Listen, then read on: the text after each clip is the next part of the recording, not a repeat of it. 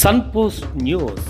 Please subscribe for more and more political and all news updates.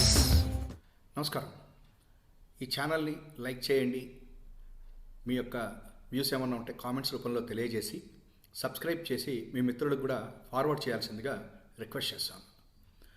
ఈరోజు ఆంధ్రప్రదేశ్లో నేను మొదటి నుంచి చెప్తున్నట్టుగా మీడియా అనేటువంటిది ఒక రకంగా ప్రతిపక్ష పాత్ర పోషిస్తూ ఉంది. రేపు ఎన్నికల్లో వాళ్లే పోటీ చేస్తున్నారా అన్నట్టుగా పత్రికాధిపతులు ముందుకు పరిగెత్తుతూ ఉన్నారు.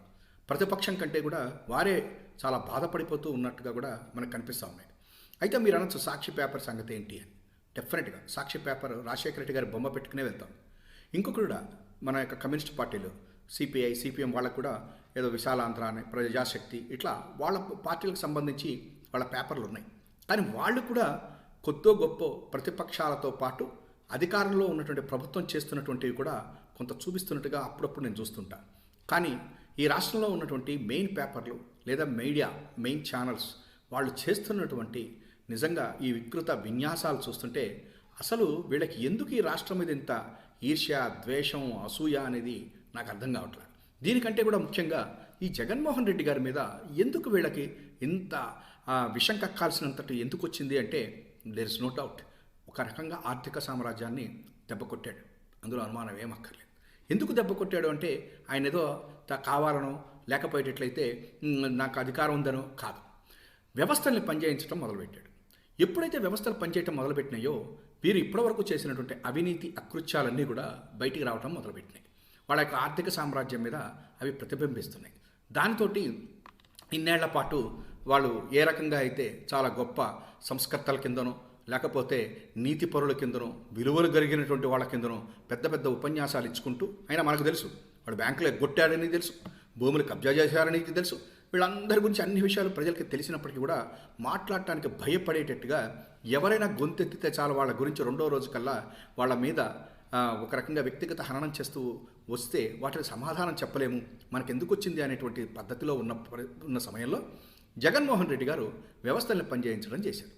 దాంతో ఇవాళ రోజున రామోజీరావు గారు చెప్పేటువంటి మార్గదర్శికి సంబంధించినటువంటి కేసుల విషయంలో కానివ్వండి, ఆయన రామోజీ ఫిలిం సిటీ గురించి ఇవాళ వస్తున్నటువంటి కాదు ఎప్పటి నుంచో వస్తున్నటువంటి ఆరోపణల విషయంలో కానివ్వండి, లేదా చంద్రబాబు గారి యొక్క skill development, inner ring road ఇవన్నీ కానివ్వండి, లేకపోతే ఇంకొంతమంది విషయాలలో కానివ్వండి, ఇవన్నీ కూడా ఎప్పుడైతే ప్రజలకు తెలిసిపోతున్నాయో ఇక తట్టుకోలేకపోతున్నారా అని అనిపిస్తుంది. అందుకోసం ఏది ఏమైనప్పటికీ కూడా ఈ ఆంధ్రప్రదేశ్లో 2019 ఎన్నికలప్పుడు వీరు కక్కినటువంటి విషయం కనుక చూస్తే ఈ దేశంలో నరేంద్ర మోడీ గారి మీద, ఈ రాష్ట్రంలో జగన్మోహన్ రెడ్డి గారి మీద వీరికి ఉన్నంతటి ఈ యొక్క అసూయ, ద్వేషం ఇంకా వీళ్ళకి ఎవరి మీద లేదేమోనని కూడా నాకు అనిపిస్తుంది. ఇవాళ ఈనాడు పేపర్లో నేను మొదటి నుంచి చెప్తున్నాను, ఈ ఈనాడు పేపర్లో ఒక్కొక్క అంశాన్ని నేను మాత్రమే తీసుకుంటున్నాను. నాకేమి ఈనాడు మీదో లేదా రామోజీరావు గారి మీదో ఎవరి మీద కూడా పర్సనల్గా ఇప్పుడు వీళ్ళలాగా విషం తక్కువ అసూయ, ద్వేషమో, ఈర్ష్యో లేవు. ఎందుకంటే నేనేమి వాళ్ళంతటి గొప్పవాడిని కాదు, లేదా వాళ్ళంతటి డబ్బులు ఉన్నవాడిని కాదు, ఆ రకంగా సంపాదించినటువంటి సంపద నా దగ్గర ఎక్కడా లేదు. కాబట్టి నాకేమి వాళ్ళ మీద ద్వేషము, ఈర్ష్య లేదు. కానీ ఇవాళ రోజున ఆంధ్రప్రదేశ్ విభజన జరిగిన తర్వాత, చంద్రబాబు గారు ముఖ్యమంత్రి అయిన తర్వాత, ఎప్పుడైతే నరేంద్ర మోడీ గారితో కలిసి పోటీ చేశారో, ఎప్పుడైతే పవన్ కళ్యాణ్ గారిని కూడా దరిద్రం తీర్చుకుని ముందుకు వెళ్ళారో, ఆ రోజున వాళ్ళు చెప్పినటువంటివన్నీ కూడా మర్చిపోయి, వాళ్ళు ఇచ్చిన మేనిఫెస్టోని కూడా మర్చిపోయి, వాటన్నిటిని బయటికి రాకుండా, చంద్రబాబు గారి యొక్క వైఫల్యాలు బయటికి రాకుండా ఏ రకంగా అడ్డుకుంటున్నారో అనేటువంటిది కనుక చూస్తే, జగన్మోహన్ రెడ్డి గారు ఏ రోజునైతే మే 30, 2019 ఏ రోజునైతే ఆయన పదవి స్వీకారం చేశారో నెక్స్ట్ డే నుంచి బిగిన్ చేశారు. ఆయన దగ్గర డబ్బులు లేవు, అప్పులు పాలైపోయింది, ఆల్రెడీ చేసేసాం, అప్పులన్నీ కూడా మేమే చేసేసాం, ఇంక ఈయనకి అప్పు కూడా పుట్టదు, రేపటికల్లా 8,000 కోట్ల రూపాయల జీతాలు ఇవ్వాలి, పెన్షన్లు ఇవ్వాలి, ఢిల్లీ చుట్టూట, రిజర్వ్ బ్యాంక్ చుట్టూట తిరుగుతాడు అని చెప్పినటువంటి వీళ్ళు 100 కోట్ల రూపాయలు మాత్రమే ట్రెజరీలో ఉంది అని చెప్పినటువంటి ఈనాడు వాళ్ళు రెండో రోజు నుంచి ఈ ప్రభుత్వం 6 నెలలే, జగన్ గారు 6 నెలలే ఉంటారనుకుంటా, ఈ సంక్షేమ పథకాలు అమలు చేయలేడని చెప్పనుకుంటా బిగిన్ చేసి చివరికి అప్పులని, శ్రీలంకని, వెనుజులా అని ఇట్లా మాట్లాడతారు. రోజు విషయం కక్కి కక్కి కక్కి చివరికి ఆయన చక్కగా 5 సంవత్సరాలు ఇవాళ రోజున ఆల్మోస్ట్ 57-58 నెలలు పూర్తి చేస్తా మళ్ళా ఈ రాష్ట్ర ప్రజలు కూడా ఆయనకి ఇంకొక 60 నెలల పాటు అంటే ఇంకొక 5 ఏళ్ళు ఎక్స్టెన్షన్ ఇస్తేనే బెస్ట్ అనేటువంటి పరిస్థితికి ప్రజలు వెళ్ళిపోయిన తర్వాత వీరి యొక్క విషం ఇక విపరీతంగా పెరిగిపోతుంది. దీనికి ఇవాళ రోజున ఇంకొక విషయం ఏంటంటే, నిన్న విశాఖపట్నంలో ఈ యొక్క ఫ్లోటింగ్ వంతెన అనేటువంటిది ఒకటి ప్రైవేట్ వ్యక్తులు కొంతమంది చేశారు. అది ఏంటంటే ఒక్క రోజులోనే తెగిపోయిందిట. విశాఖ బీచ్లో కొట్టుకుపోయిన ఫ్లోటింగ్ వంతెన అని చెప్పని ఆదివారం ప్రారంభించిన వైవి సుబ్బారెడ్డి మరుసటి రోజే ఘటన, సందర్శకులు లేకపోవడంతో తప్పిన పెను ప్రమాదం అని చెప్పని రాసేశారు. నేనేమని చెప్తున్నానంటే ఫ్లోటింగ్ బ్రిడ్జ్ అక్కడ జనరల్గా టూరిజం వాళ్ళు దీన్ని డెవలప్ చేయడం కోసం చేసేటువంటివే ఇవన్నీ కూడాను. ఇది మనకు తెలిసినటువంటిది. అయితే దాన్ని కట్టిన తర్వాత ఎప్పుడైతే అలలు అవన్నీ వస్తుంటాయో ఆ తర్వాత ఆ కట్టినప్పుడు వాటిని కట్ చేస్తూ ఉంటారు. ఎందుకంటే అలలు వచ్చినప్పుడు ప్రజలు అక్కడికి దాకా వెళ్లకుండా ఉంటారు సందర్శకులు, లేదా దాని మెయింటెనెన్స్ నిర్వహణ సామర్థ్యం ఎట్లా ఉంటుంది నిర్వహిస్తూ పోతుంటారు. ఇవన్నీ కూడా జనరల్గా జరిగేటువంటిది. కానీ అదంతా కూడా జరుగుతున్నప్పుడు అలలు విపరీతంగా వస్తున్నాయి అని చెప్పారని వారు అక్కడ ఉన్నటువంటి దాని యొక్క వీటిని కనెక్షన్స్ని డిస్కనెక్ట్ చేస్తే అది సిబ్బంది అక్కడ కనిపిస్తూ ఉంటే ఆ రకంగా చేస్తున్నటువంటివి ఇవన్నీ కూడా పక్కన పెట్టేశారు. సందర్శకులు అక్కడ నుంచి చూస్తూ ఉన్నారు, అది కూడా పక్కన పెట్టేసేసారు. పక్కన పెట్టేసేసి వీళ్ళకి ఎంతటి ఉక్రోషం అంటే ఒకవేళ బ్రిడ్జిపై పర్యాటకులు ఉంటే పెద్ద ప్రమాదం జరిగి ఉండేది. అధికారులు మాత్రం ట్రయల్ రన్ అని సాంకేతిక పరిశ్రమలో భాగంగా దాన్ని వేరు చేశామని చెబుతున్నారు అని చెప్పనంటాడు. అంటే నిన్న ఓపెన్ చేశారు ఆదివారం, నెక్స్ట్ డే వాళ్ళు చేస్తాము సోమవారం నాడు 26వ తారీఖు వాళ్ళు ఇది చేస్తాము అని చెప్పారు. ఈ లోపల అలలు ఎక్కువైనాయి, దాన్ని తీసేశారు. దానికే ఇంతటి చిలువలు పొలవులు కావాలా, దానికి బ్యానర్ హెడ్డింగ్ ఇవ్వాలా అనేటువంటిది కూడా చెప్తాను. ఇంకొక కొంతమంది ఉన్నారు ఆ భారతీయ జనతా పార్టీలోకి వెళ్ళినట్టు తెలుగుదేశానికి సంబంధించినటువంటి వాళ్ళు, లేదా చంద్రబాబు గారు ఒక అదేదో ఎక్స్లో ఇచ్చారో ఏదో ట్వీట్ చేశాడో అనగానే దాని వెనకాలే పరిగెత్తేటువంటి ఒక బ్యాచ్ ఉంది. కాబట్టి మొత్తం కలిపి ఎంత తెలుసునండి 1,60,00,000. అది కూడా ఆయన రాసుకున్నాడు, మనం ఏదో చెప్పినటువంటి ఫిగర్ కాదండి. 1,60,00,000 ఖర్చు చేశారండి దాని మీద. సంవత్సరానికి 15 లక్షల రూపాయల అద్దె 3 సంవత్సరాల పాటు చెల్లించేలా కూడా ఒప్పందం చేసుకున్నారు. మనం ఒక్కసారి నిజంగా వ్యాపారాలు వీళ్ళు చేస్తున్నారు కదా, వీళ్ళు అన్ని వ్యాపారాలు చేస్తున్నారు కదా. ఈ వ్యాపారాల్లో నాకు బాగా గుర్తు రామోజీ ఫిలిం సిటీ 200 రూపాయల టికెట్ ఎంతో కూడా ఉండేది, ఇవాళ ఎన్ని వేల రూపాయలు ఉందండి. మరి ఇది తగ్గించో లేకపోతే ఇది మాత్రం గురించి మాట్లాడకూడదు మనం. కానీ అక్కడ వాళ్ళు 15 లక్షల రూపాయలు ప్రభుత్వానికి కట్టాలి. 1,60,00,000 ఖర్చు పెట్టి 15 లక్షలు కట్టాలి. కట్టిన తర్వాతన దాని మీద ఎంత లాభం ఉంటుంది ఏంటి కూడా లేకుండా దాంట్లో కూడా అవినీతి జరిగిపోయిందిటండి. అంటే ఎన్ని వేల కోట్ల రూపాయల అవినీతి జరిగిపోయి ఉంటుందో వాళ్ళు కూడా రాసేవాళ్ళే పాపం. ఏదో ఇది పోయింది, ఇప్పుడు రేపు పొద్దున్న వస్తారు ఇంకా కొంతమంది. అది 1,60,00,000 అయితే ఆ పక్కన ఉన్నటువంటి మధ్యలో ఉన్నటువంటి ఇది చుక్క తీసేసేసి 160 కోట్లుట అని చెప్పేటువంటి మనుషులు కూడా వస్తారు. దాన్ని మన పచ్చపత్రికలో మెయిన్ హెడ్డింగ్ కూడా వేసేటువంటి అధికారాలు ఉన్నాయండి. అక్కడ అలల తీవ్రత ఎక్కువగా ఉంది అని చెప్పరని దాన్ని ఇమీడియట్గా చేయటం అనేటువంటిది జరిగిందండి. ఈ ఫ్లోటింగ్ వంతెన అనేటువంటిది ఇది మామూలుగా ప్రతి చోట మనం కొన్ని టూరిజంల కోసం చేసేది తప్ప ఇది పెద్ద ఇష్యూ కాదు. కానీ దీనికి బ్యానర్ హెడ్డింగ్ ఇచ్చేసాడు. ఇంకోటి కూడా ఏంటో తెలుసిన అంటే దీనికి చంద్రబాబు నాయుడు గారు, నేను ఇది చెప్తున్నా, జగన్ అవినీతి భారాన్ని తట్టుకోలేక ఫ్లోటింగ్ బ్రిడ్జి కొట్టుకుపోయింది అని చెప్పని మాట్లాడాడండి. జగన్ గారి అవినీతి భారాన్ని తట్టుకోలేక ఫ్లోటింగ్ బ్రిడ్జి కొట్టుకుపోయిందిట, అవినీతి తట్టుకోలేక విశాఖపట్నం ప్రారంభించిన ఒక్క రోజులోనే కొట్టుకుపోయిందని తేదేపాదినత ఎద్దేవా చేశారు. ప్రజల ప్రాణాలను పణంగా పెట్టి ఇలాంటి చర్యలు ప్రభుత్వ వైఫల్యానికి నిదర్శనమని సోమవారం ఎక్స్ వేదికగా ఆయన ఆగ్రహం వ్యక్తం చేశారు. ఏమంటే కొద్దంటే కొంచెమైనా నిస్సిగ్గుగా ఇట్లా మాట్లాడచ్చా? ఎందుకంటే ఈయన టైంలోనే కదండి గోదావరి పుష్కరాల్లో 29 మంది చనిపోయింది. ఈయన ఫిల్మ్ షూటింగ్ అవన్నీ చేసుకుంటున్నాడనే కదండి. ఆ రోజున ఇది చెప్పేసేసి చాలామంది ఆ రోజున చనిపోయారు కదండి పాపం, కుటుంబాలు. అంతకంటే కూడా కృష్ణా నది దగ్గర బోటు దాంట్లో ఒక 16 మంది చనిపోయారు కదండి. ఆ ప్రైవేట్ బోట్లోనే కదండి చనిపోయినటువంటిది ఆ రోజున. సరే, ఇవన్నీ చేత కాలేదు, అవినీతి ఇదంటే అసలు చంద్రబాబు గారి మీద అలిపిరి ఘటన జరిగింది కదండి.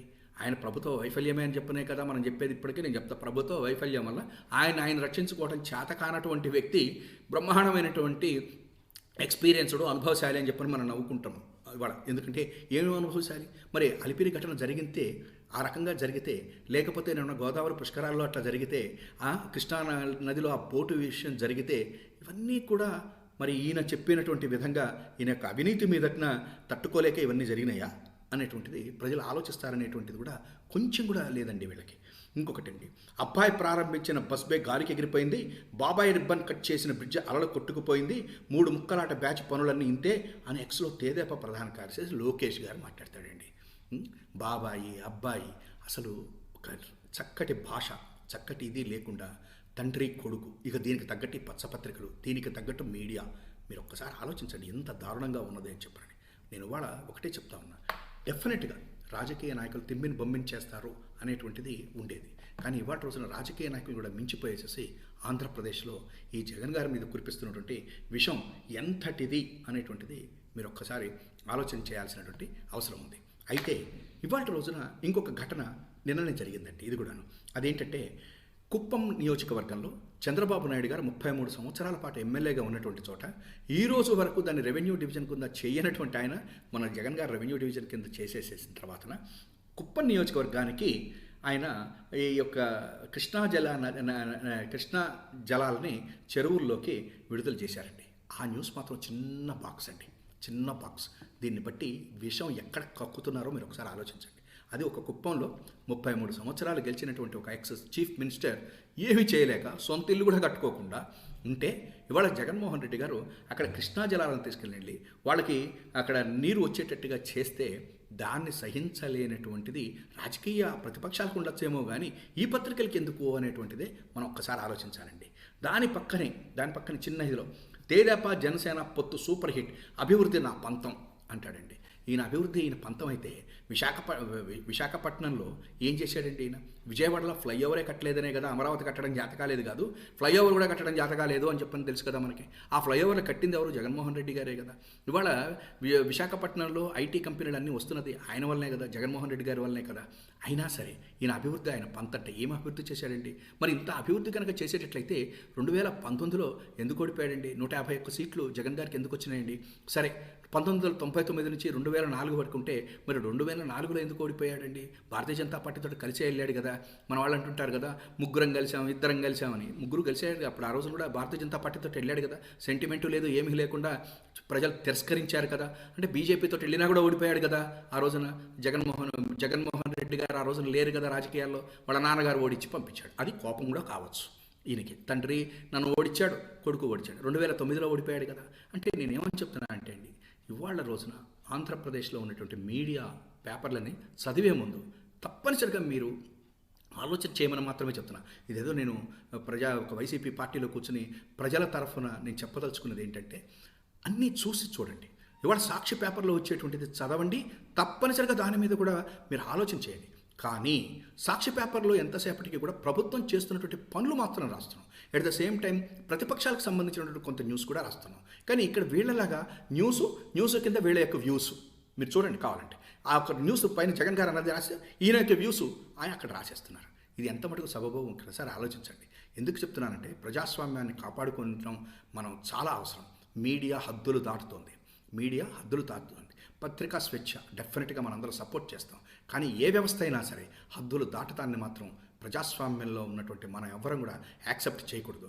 ఎవరో ఒక నాయకుడి కోసం అని చెప్పనని, ఒక పార్టీని భుజాన్ని వేసుకోవటం కోసం అని చెప్పనని ప్రభుత్వాన్ని, ప్రజల్ని కూడా పక్కదారి పట్టించేటువంటి పరిస్థితులకి ఎవరు కారకులో ఒక్కసారి ఆలోచన చేయండి.